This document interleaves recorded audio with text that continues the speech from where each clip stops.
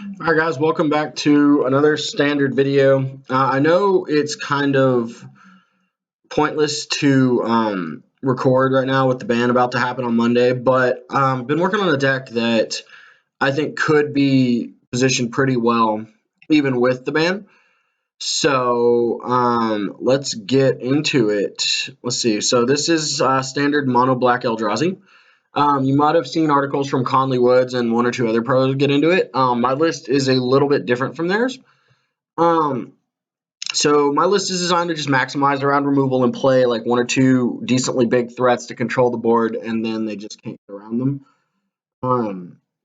So let's get into the land base. The land base is 2 Blighted Fen, 3 Ruins of the Oran Reef, one Seagate Wreckage, 4 Shrine of the Forsaken Gods, 14 Forests, and 1 Westvale Abbey. So the removal aspect of this deck is 4 Fatal Push, 4 Grasp of Darkness, and 1 Murder in the main board. I also count Obnixilis as a removal spell because, let's face it, he acts as a creature if you wanted to as soon as he happens. And then the creature package is 4 Walking Ballistas, which 4 Walking Ballista with Ruins of the Oran Reef could get out of control, and also a late game Walking Ballista with a Shrine of the Forsaken Gods could also get out of control as well. We have 4 Scrap Heap Scrounger, 4 Gifted Aetherborn, 4 Matter Reshaper, 4 Thought Seer, 4 Reality Smasher, and 1 Endbringer.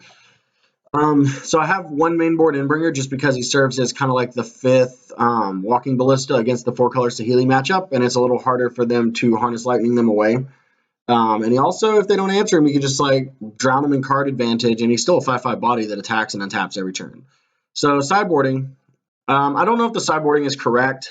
This is kind of just like a to each his own opinionative state, depending on what the meta is. But I've got 2 Discended Mindbenders in the sideboard for like Temur Tower and the control decks and stuff. So if they want to disallow his trigger, they got to deal with his 5/5, or if they want to disallow the 5/5, then they still got to deal with his trigger. I've got the 2nd copy of Endbringer in the sideboard, which comes in against, like I said, the Saheeli matchups. And also, it might come in against vehicles because this can freeze Gideon down once he becomes a creature. I have a 2nd copy of Obnixilis for the control decks and the tower decks. I have 3 copies of Eternal Scourge, which come in against the aggro matchups that have like unlicensed disintegrations and harness lightnings and stuff. Because, the minute they target them, you can just recast them the next turn. 2 Ruinous Paths for the Planeswalkers, 3 Transgress the Mind for Temur Tower, and it might come in against 4 color Saheeli as well. But the big thing is I have 3 Lost Legacies in the sideboard, which they will always come in against 4 color Saheeli, and they're pretty good sideboard cards when you find out what you're running against. If there's cards that like this deck can't handle, then you bring the Lost Legacy in and you just hopefully neutralize those cards out of the game. So maybe like Aetherworks Marvel, you bring in Lost Legacy, name Ulamog, and then you get to play a fair game of Magic.